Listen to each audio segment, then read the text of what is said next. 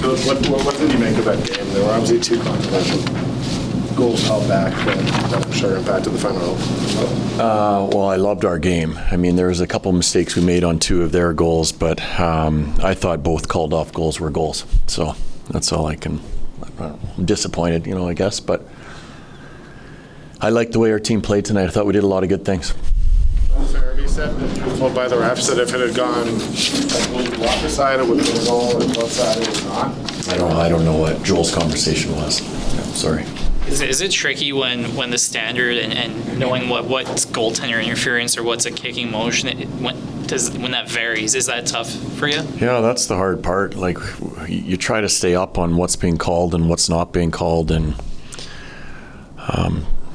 sometimes you think there's one that there's no chance that's going to stand. It stands. I mean, it's that's the hard part. I think probably for the players more so than anything. As to what is and what isn't a goaltender interference or a kicking motion or something like that. Any word on Connor post-game? I don't have anything right now. No, I'm sorry. It looked like at least a couple times you had some long chats with the officials during stoppages. Were you given any kind of explanation for the rationale for the goal disallowals? Yes. I mean, they're forthcoming with what they saw and what they thought. So they were fine with that. Like I said, I felt from where I was, I thought they were both good goals. Yeah. What's the takeaway on a game like this? Obviously, the loss is crushing, but you guys controlled the entire game basically.